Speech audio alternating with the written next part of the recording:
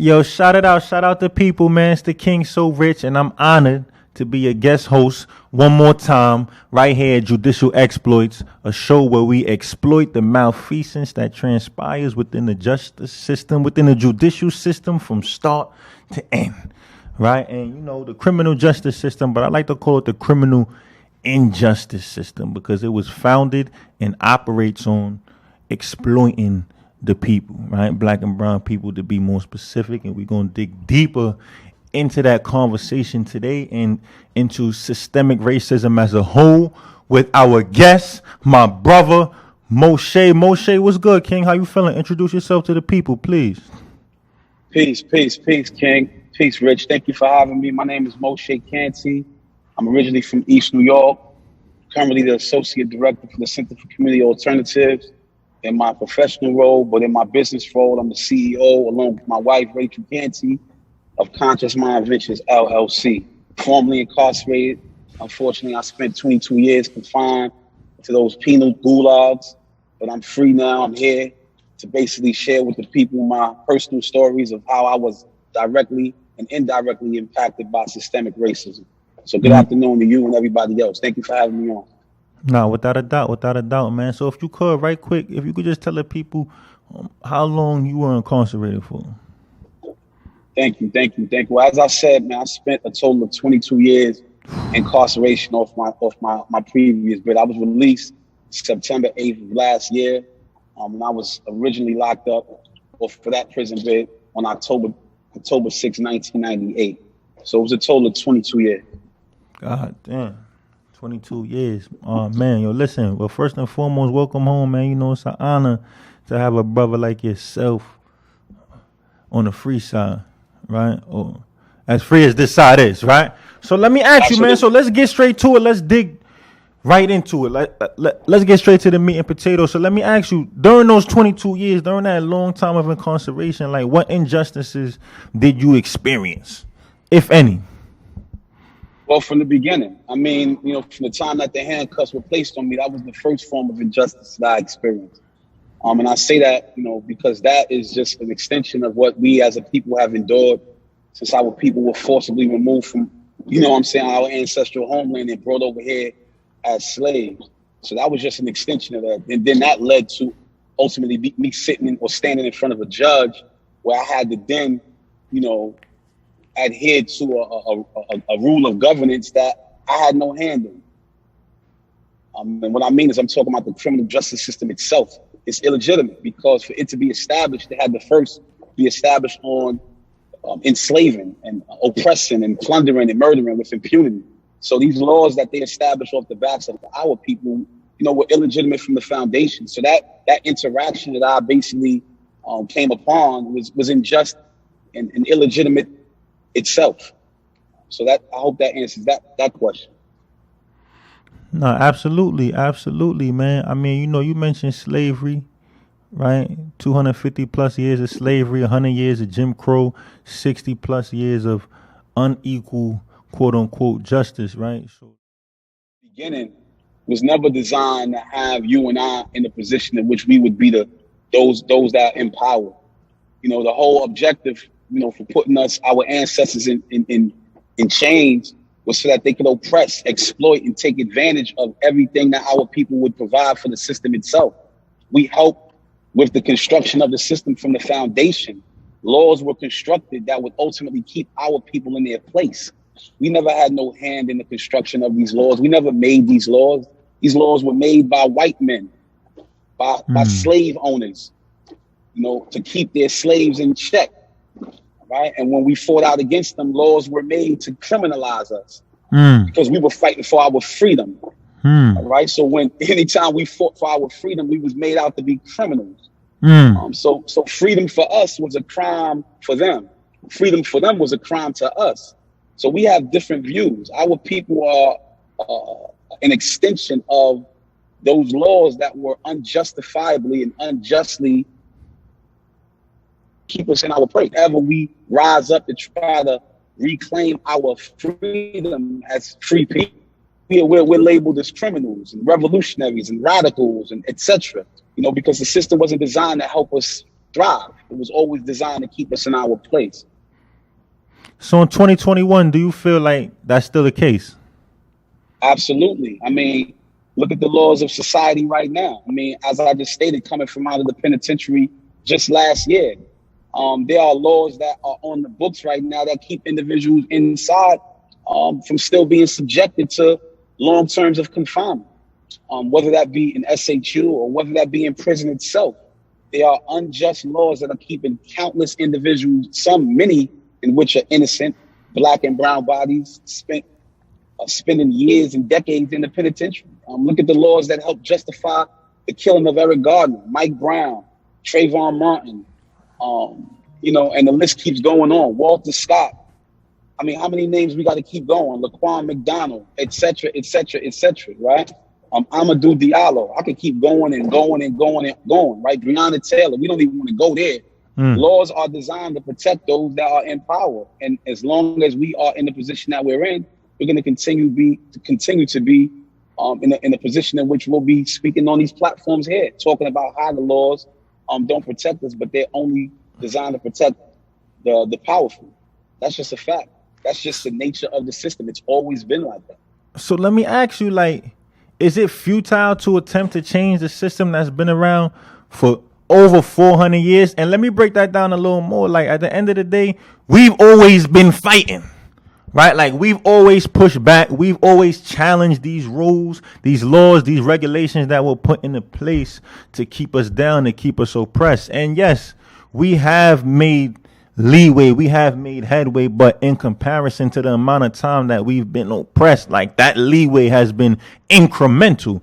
Right? So do we like take these incremental changes and move forward and hope that eventually, maybe in the next 500 years, we'll finally be at a point where, at the least, we'll be treated equally in the country that we helped build? And if that's not the answer, right? If we don't change the system through the system, right? And just to say, it's kind of like, will the system that was created to keep us down, to keep black and brown people oppressed, will that same system ever allow us to be in position when it was created to make sure we never get in position? And if the answer to that is no, what's the answer?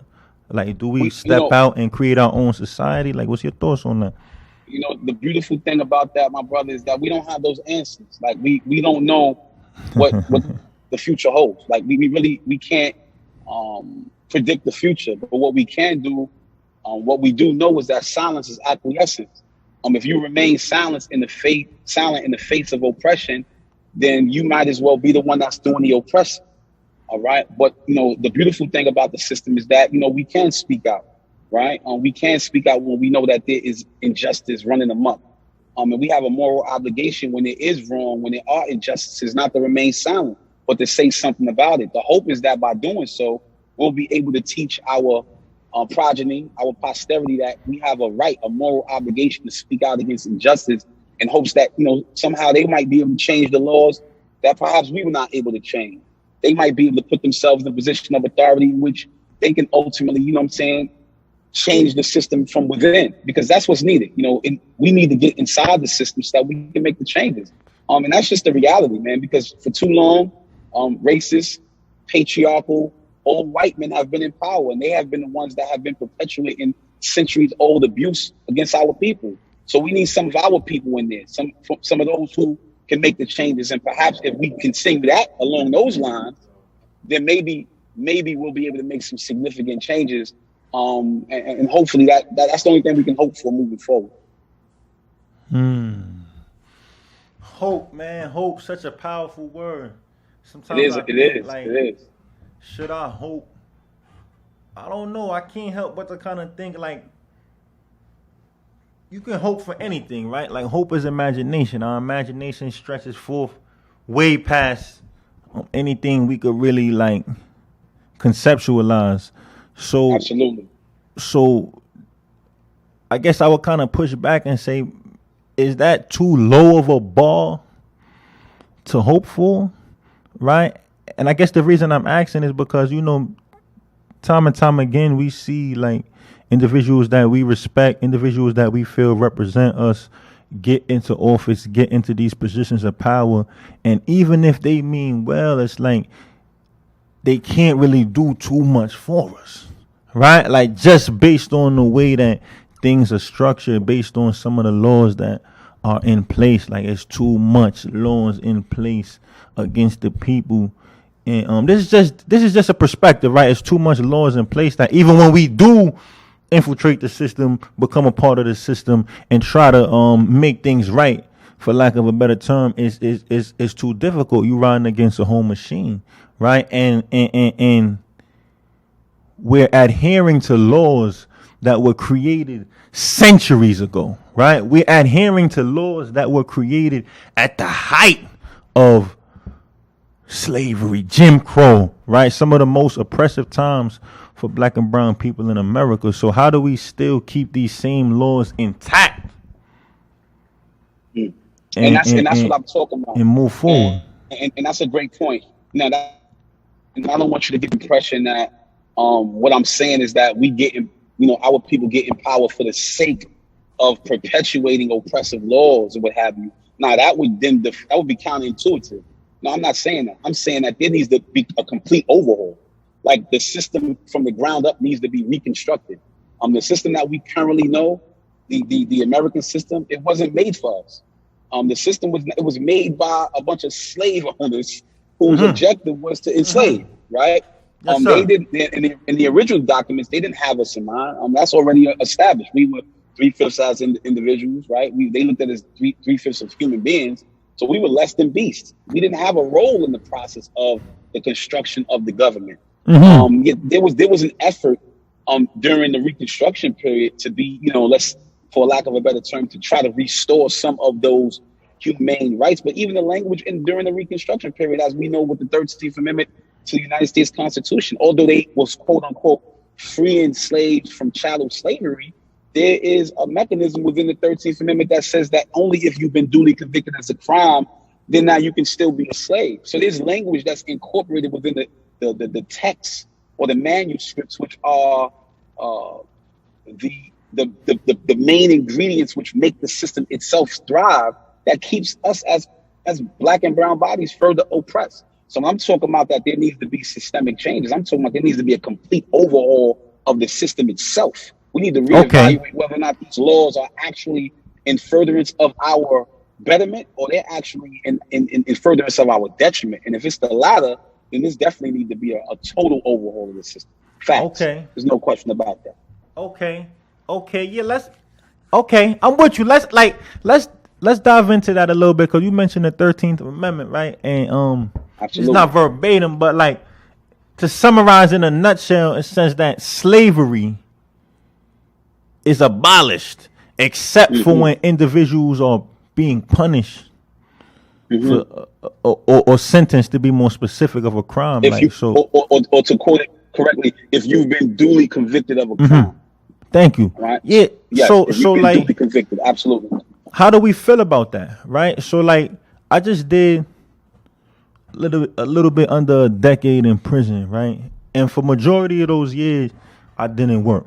I didn't want to work, right? I felt like, listen, my time is more valuable than to be spending 4, 5, 6, 7, 8 hours working for 10 cents an hour or $10 every 2 weeks. I felt like, forget the money that the state trying to give me. I don't want to work. I'd rather take those hours and invest into myself, right?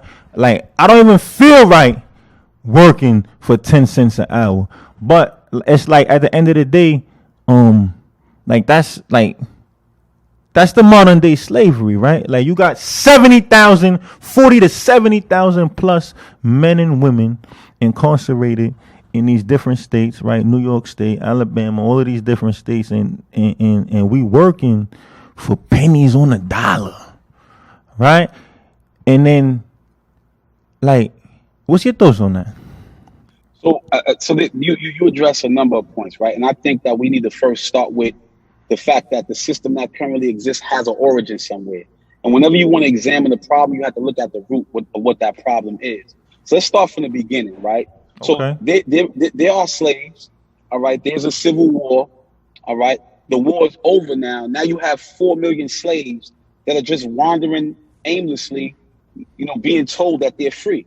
All right, but there had to be something done regarding these slaves. What needs to be done? So on one hand, you got the radical Republicans who were allegedly fighting for the rights of these former slaves, saying that these individuals need to be recognized as citizens. We freed them. They are human beings. But then on the other hand, you had individuals like the Democrats in the South, the former slave owners, and those individuals who had that type of power saying, nah, although we lost this war, these individuals we're not going to acknowledge them as such.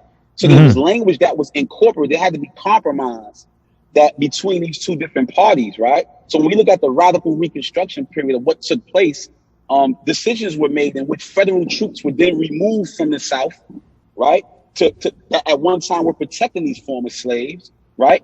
And then what happened in that vacuum, this is where we get the Ku Klux Klan at, right? The Ku Klux Klan was a group of individuals that came about to keep these former slaves in their place. They then now put themselves in a position of political power in which they became state senators, state legislators and things of that nature. And they began to make laws in their states known as the Black Codes. And these Black Codes then were designed to then recriminalize or criminalize these former slaves. So there was stupid laws like you can't be in a group of 5 or 6 individuals, right? Or these laws were known as vagrant laws, right? Where were we going to find jobs at? You would get locked up if you were considered to be a vagrant because you couldn't have a job. If you was hungry and you had to steal a chicken from a farm to feed your 15 kids, you would get locked up for that. So the point was that these individuals knew that we were in a precarious situation in which we didn't have much, so that there was laws that were being constructed that would ultimately criminalize us. So the 13th Amendment only helped with the first prison boom, right? And that is what ultimately, when you get the first prison boom of former Black slaves who were then known as criminals, right? There was no majority Black criminals in America at that time. They were former slaves, but the system itself was designed to incarcerate. And then we had what was known as the leasing system, the convict leasing system, which took place at Parchment's Farm in Mississippi. So what was happening was that these individuals, these former slaves, would then get locked up for being quote unquote criminals in one state, let's say Alabama, and then they would then be leased out to states like Mississippi who had these same plantations that they would then have to work on. And this is how they then became slaves all over again. So they were working for free, working on these plantations, doing everything for the system itself that they was doing before the Civil War. But the only thing that justified them doing it now was that they've been duly convicted of crimes. So the whole notion somehow that, our people are just these criminally insane, criminally motivated individuals, a farce, right? Our people were made to be criminals in this system. The laws that were designed to keep us in our place. So when those of us in our era now, we're responding the way that we are responding to unjust laws, because these laws are unjust. We're only responding to things that, we know to be innately unjust. Morally, yeah, we can question the morality of much of the stuff that we do, whatever the case would be like that. But if we want to get the morals, there's a lot of immoral stuff going on, but ain't nobody being held accountable for it. The only ones that's being held accountable are the Black and brown bodies who are really suffering as a result of these unjust laws. So there's a lot of stuff that comes along the process of the 13th Amendment of why it needs to be abolished. Now we're in a position now with Biden in office, the Democrats having control over that. This is an agenda that we have to push now because it needs to be abolished. Like, we need to reevaluate why it even exists from the first place. But that's a whole nother argument. But I hope I didn't hog up the mic. Pardon me, brother. Nah, no, please, please. No pardon necessary. You shedding light on a lot of topics, a lot of information, a lot of history that the people need to hear, a lot of history that we not taught in schools and we not speaking about regularly in our neighborhoods. Understand? So this is the point of this show, and that's why I ask certain questions, because I want to pull it out. I want to have these conversations. I want the people to tap in. I want the listeners to hear the knowledge that guests like yourself have for the ears of the youth and the elderly, and just so we could be informed, right? Because once we inform, we able to make better decisions. We able to look at things panoramically and truly understand what's going on in the society that we live in, and make a difference, man. Make a change. I do believe that change is possible. I do believe that we make changes on a daily basis, right? But I also believe that change one of the major avenues that change comes from is understanding, is education, is knowing what's going on around you. So I appreciate that. I appreciate that from you 100%. So Absolutely. without a doubt. So let's dig a little deeper into that. But you mentioned right quick, what you do professionally. Can you dig Yes. deeper into that a little bit, please? Oh, well, thank you for that question. So as I stated, I'm the associate director of community programs at the Center for Community Alternatives. I'm the assistant director for community programs for the Center for Community Alternatives. And the Center for Community Alternatives is a beautiful organization, right? And I love the work that they're doing and that I'm involved in, because they are at ATI, they are a community-based organization, but it's a CBO, but they are also an alternative to incarceration. And their foundation is rooted on challenging the unjust laws that we're speaking about right now, and giving individuals like myself, yourself, a second opportunity to be able to get their lives on track. Where else would individuals like us be able to find steady employment, a job that not only could help with their rearment, right, with our development, but help, individuals who are coming out of the predicament that we were just in. Not to suggest that there aren't other organizations that do that, but this organization is definitely involved in helping those who are currently incarcerated, those who are formerly incarcerated, as well as helping, women's rights, just a plethora of issues that are designed to help the underdeserved communities, underrepresented communities that have been maligned and oppressed for centuries. And this organization is beautiful. We have our headquarters is in Syracuse, but we also have offices in Rochester, and we also have offices in Brooklyn. I currently work out of the office in Brooklyn, whatever the case may be like that. And it's a beautiful opportunity to be able to work in the Brownsville section of Brooklyn to try to help the youth obtain jobs. Not only that, how to maneuver in the proverbial game of life. We use the game of chess as an analogy to simply say that the moves that we make are analogous to the game of chess. Every move we make has consequences to it. So again, these skills that we want to bestow upon the youth, we want to give them an opportunity to be able to be empowered and say, listen, you want to make the best moves. Our mission statement says that a conscious mind makes the best move. And the hope is that by giving them these skills, they'll do everything in their power not to get entangled within, or ensnared within the traps that we know the system has designed for us to fall victim to. So that's the goal, man. So, moving forward, my wife and I, we have a number of speaking engagements that are in the works. We also have some shirts that we are about to come out with to just, give the public a semblance of who we are. You can go to our IG page, on which Conscious Mind Ventures. We're there. We have something we're trying to say. We have a voice, and what it is that we have to say is the youth matter, man. Right? And we should be doing everything in our power to help them, man. But so that's all I got to say, man. Absolutely, Thank you for the man. opportunity, Shout out Rich. to the youth. Shout out to the youth, because the youth are the future, Definitely man. want to shout them out. Yeah, Definitely want to absolutely. shout That's them the out. future, man. That's a big reason why we do Absolutely. what we do here. Why I do Yes, what I do yes. on the outside, and why you do what you do on the outside. Because at the end of the day, we Absolutely. don't want our young people to have to endure the same things that we went through and that those that No, came we don't. before us went through. We I'm don't. here.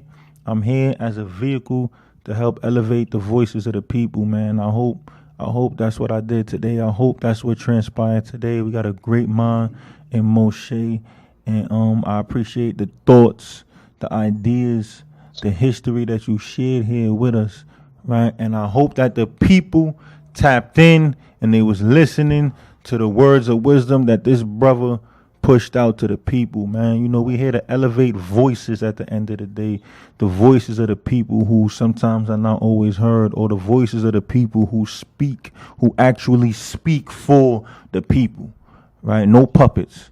So thank you very much, Moshe. We appreciate you, man. We appreciate you, King, without a doubt.